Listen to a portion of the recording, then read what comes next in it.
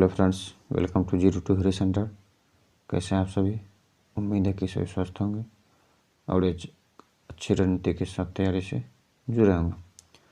तो फ्रेंड्स, उम्मीद है कि आप सभी ने पिछले वाले सभी वीडियो अच्छे से देख लिए होंगे।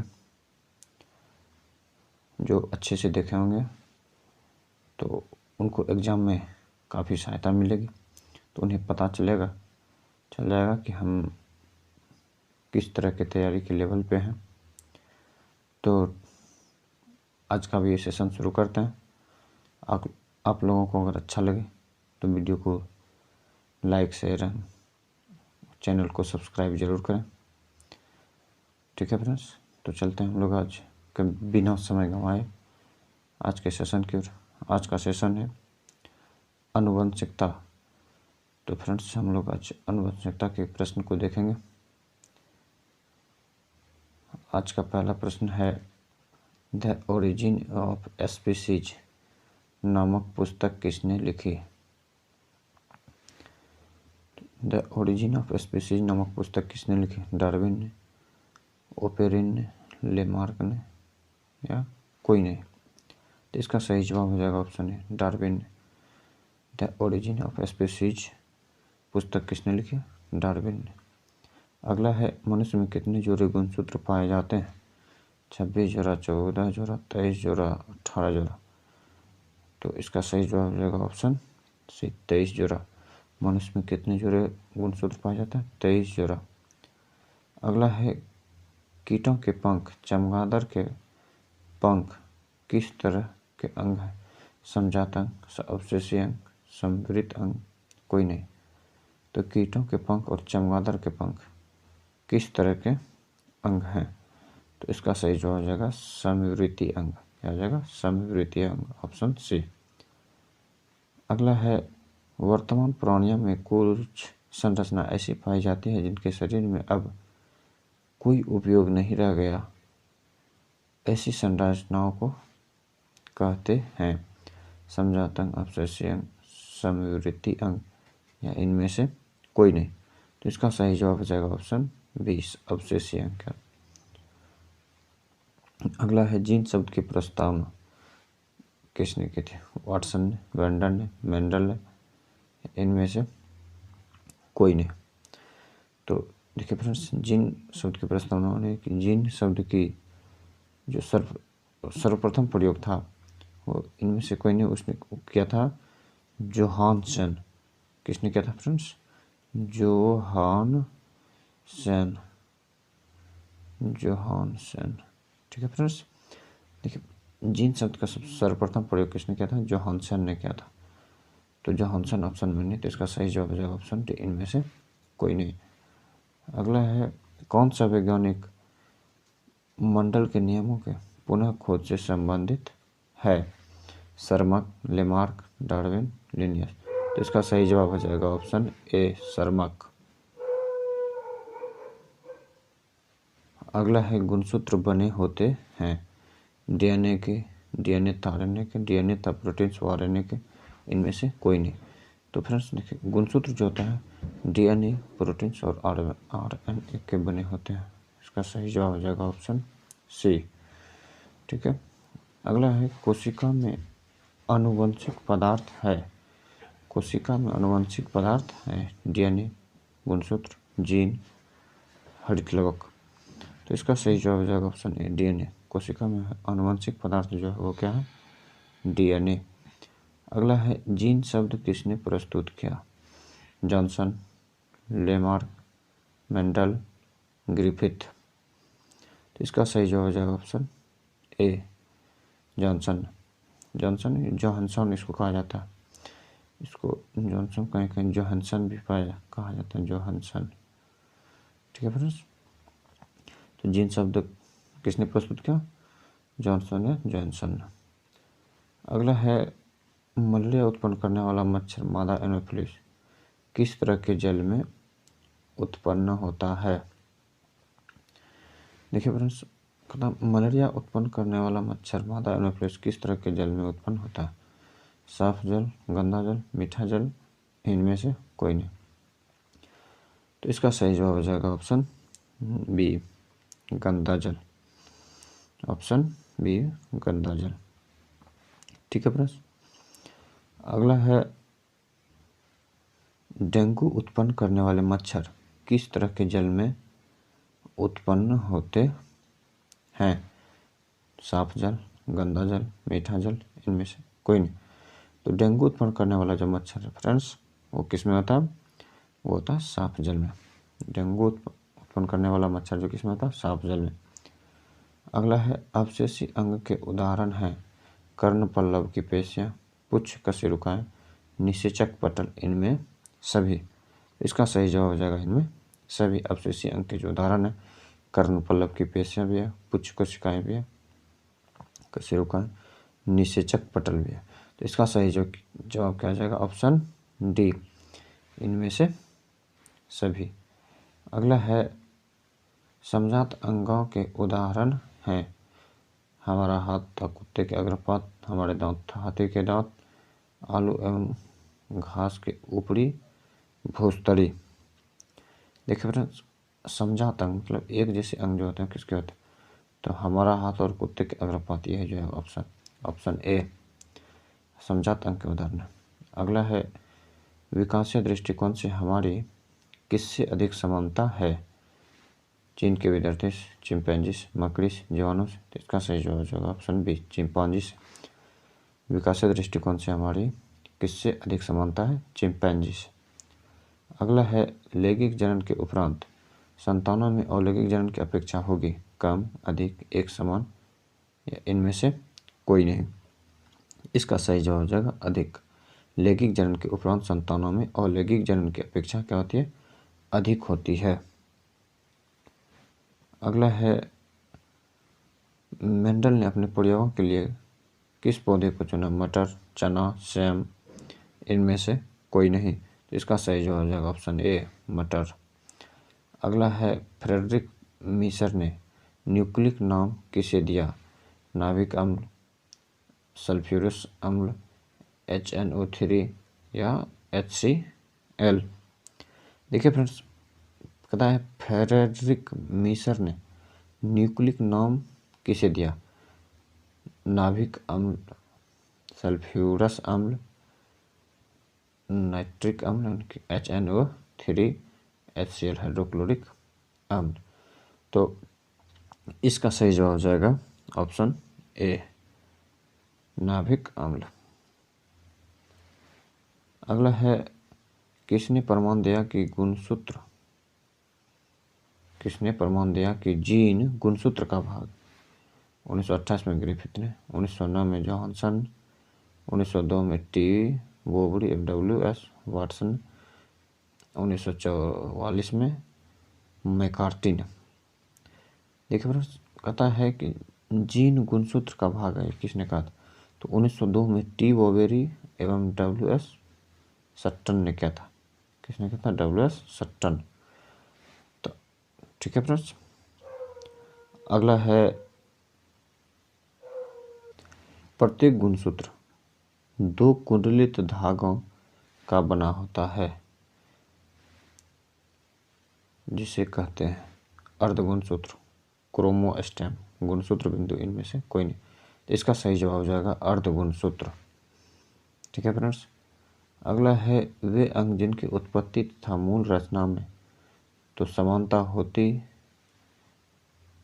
कार्य के अनुसार उसकी बाह्य रचना परिवर्तन हो जाता है को कहते हैं समजात अंग, अवशेष अंग, समवृद्धि अंग, इनमें से कोई नहीं। इसका सही जवाब हो जाएगा ऑप्शन ए समजात अंग। देखिए फ्रेंड्स, इसमें क्वेश्चन क्या कहता है? तब वे अंग जिसकी उत्पत्ति तथा मूल रचना में समानता होती कार्य के अनुसार उसकी बाह्य रचना में परिवर्तन हो जाता है, तो इसको क्या कहता है? समजात अंग कहता है। क्या कहता है? समजात अंग। अगला है शरीर में भोजन का पचना किस प्रकार की अभिक्रिया है? उपचयन, संयोजन, विस्थापन या अपचयन। तो इसका सही जवाब हो जाएगा उपचयन। शरीर में भोजन का पचना किस प्रकार की अभिक्रिया है? अपचयन, ऑप्शन ए। ठीक है फ्रेंड्स। अगला है मेंडल ने अपने प्रयोगों के लिए कितने विकल्पी लक्षणों का चयन किया?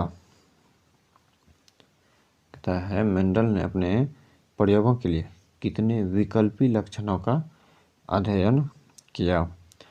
देखिए इसमें 3, 5, 7 या 14।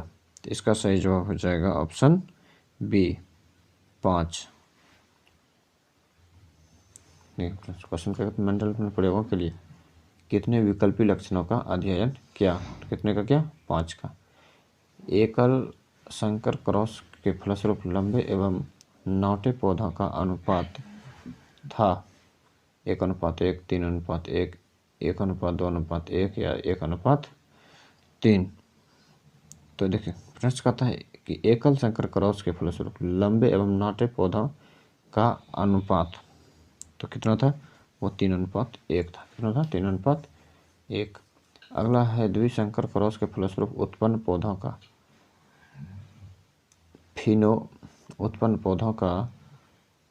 फिनोटॉपिक अनुपात। फिनोटॉपिक अनुपात क्या होगा बताएंगे। 3:1, 9:3:3:1, 1:1, 1:2:1। कहता है द्विसंकर क्रॉस के फलस्वरूप उत्पन्न पौधों का फिनोटॉपिक अनुपात था, तो वो क्या था, 9:3:3:1। ठीक है फ्रेंड्स।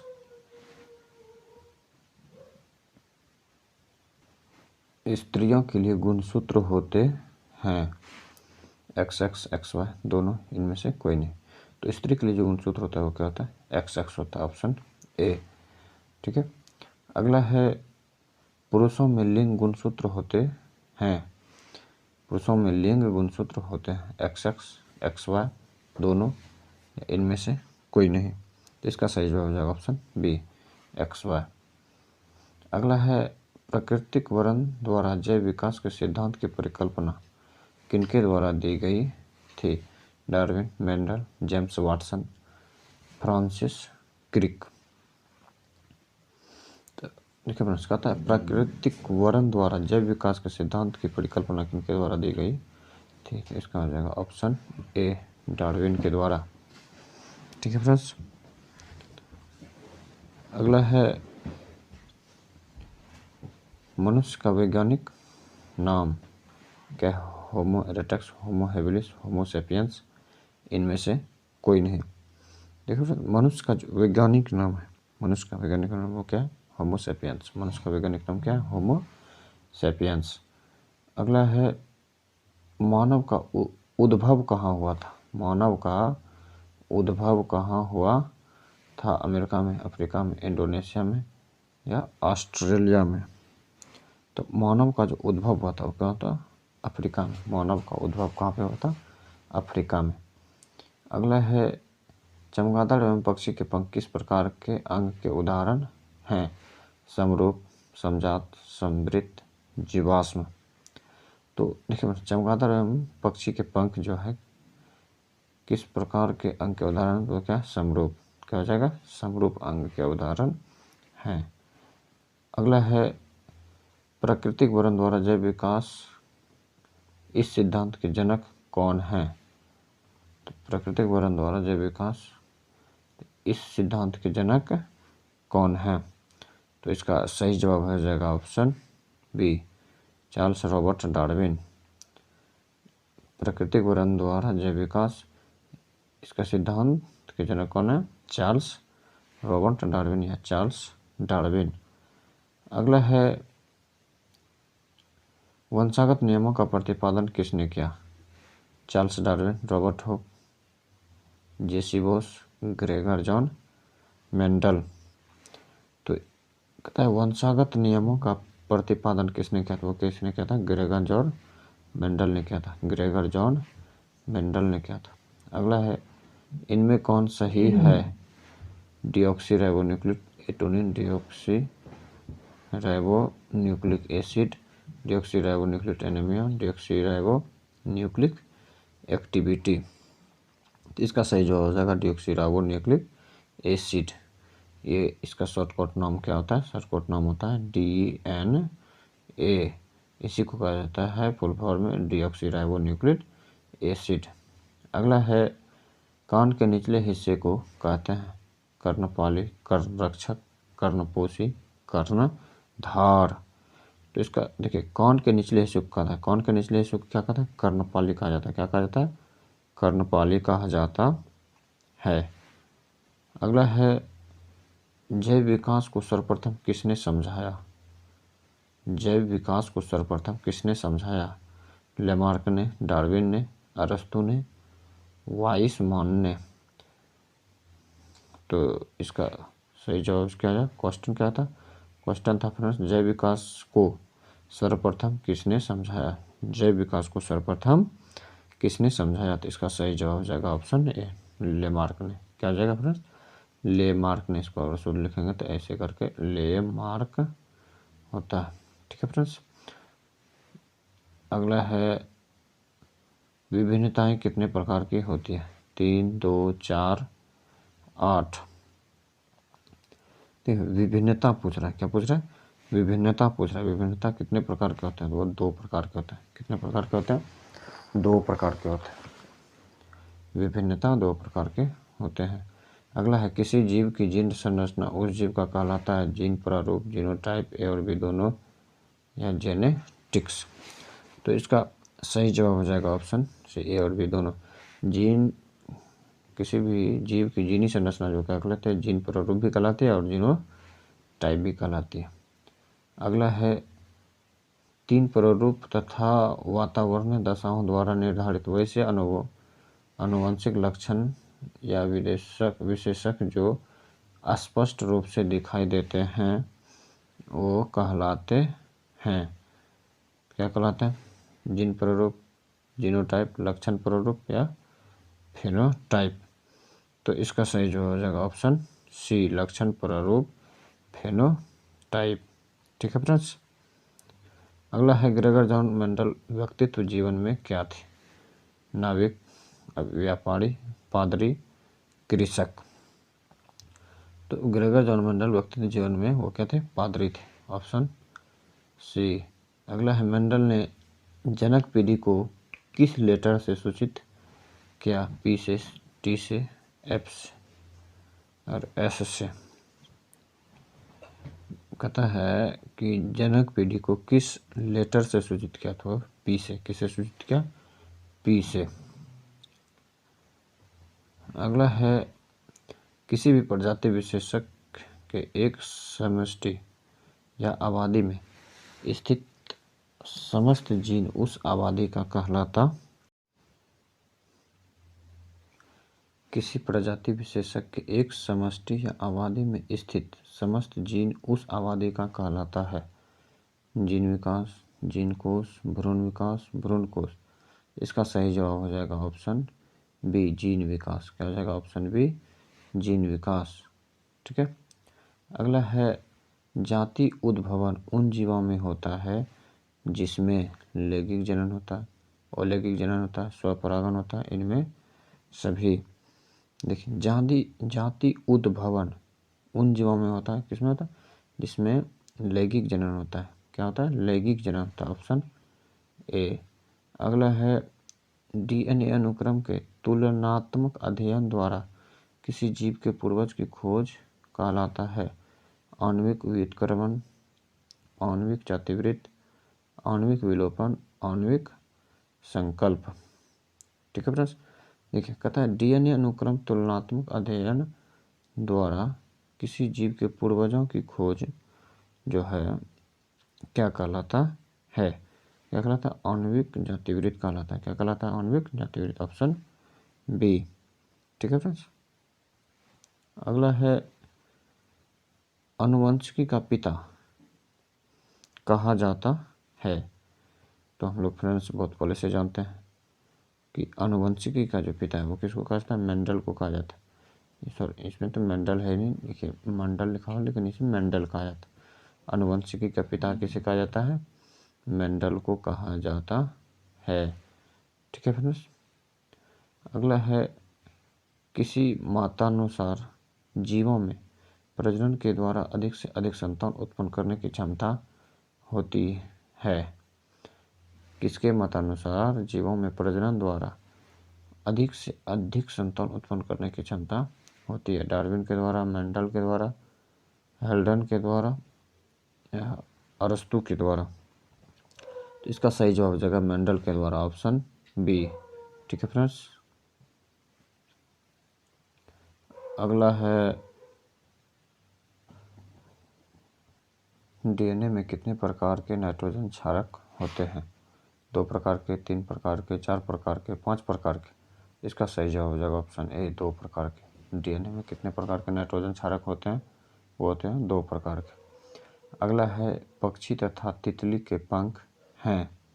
पक्षी तथा तितली के पंख हैं समजात अंग और असमजात अंग। देखिए पक्षी तथा तितली, तो इसके पंख जो है असमजात अंग में आते हैं। किस में आते हैं? असमजात अंग में आते हैं। तो पक्षी तथा तितली के पंख कैसा हो जाएंगे? असमजात अंग। ठीक है, अगला है किसी जीव की जीनी संरचना कहलाता है लक्षण प्रारूप या फोनोटाइप, जीन प्रारूप या जीपोटाइप, आनुवंशिकी, विभिन्नता। देखिए किसी जीव की जीनी संरचना जो होकर जीन प्रारूप या जीनोटाइप कहलाता है। तो इसमें जीनोटाइप नहीं हो के फ्रेंड्स यहाँ जीपोटाइप हो गया, लेकिन किसी जीव की जीनी संरचना क्या कहलाती है? जीनोटाइप कहलाती है। ठीक है फ्रेंड्स, इसका ऑप्शन हो जाएगा ऑप्शन बी, जीपो की जगह पे जीनोटाइप हो जाएगा। ठीक है फ्रेंड्स, अगला है जीव विज्ञान की वह शाखा जिसके अंतर्गत विभिन्नता तथा आनुवंशिकता का अध्ययन किया जाता है कहलाता है। तो क्या कहलाता है बताएंगे? जीव विज्ञान की वह शाखा जिसके अंतर्गत विभिन्नता तथा आनुवंशिकता का अध्ययन किया जाता है। तो जीवाश्म विज्ञान, भ्रूण विज्ञान, जीव विज्ञान, आनुवंशिकी। इसका सही जवाब हो जाएगा आनुवंशिकी, ऑप्शन डी। अगला है अफ्रीकी मानव का सबसे निकटतम संबंधी क्या है? चिंपैंजी, गोरिल्ला और भी कुछ नीचे है, क्या है? गिलहरी है, बंदर है। तो अफ्रीकी मानव का जो सबसे निकटतम संबंधी है वो क्या है? चिंपैंजी। अफ्रीकी मानव का सबसे निकटतम संबंधी क्या है? चिंपैंजी। तो फ्रेंड्स आज हम लोगों ने कुल मिलकर 50 क्वेश्चन का सोल्यूशन किया, 50 ऑब्जेक्टिव क्वेश्चन को देखें। तो देखिए फ्रेंड्स 50 ऑब्जेक्टिव क्वेश्चन है, तो इससे बाहर उम्मीद है कि नहीं रहेगा। आप लोग इसका अगर तैयारी अच्छे से कर लेते हैं तो उम्मीद है कि इन्हीं सब में से प्रश्न आपको वहाँ एग्ज़ाम में देखने को मिलेंगे। तो इसी तरह से आप लोग इस वीडियो को देखते रहें और आगे शेयर भी करें, चैनल को subscribe, share and like, video को लाइक भी करें। बाकी अगर पीछे का वीडियो नहीं देखा तो डिस्क्रिप्शन में लिंक होगा, जाके वहाँ से देख सकते हैं। धन्यवाद।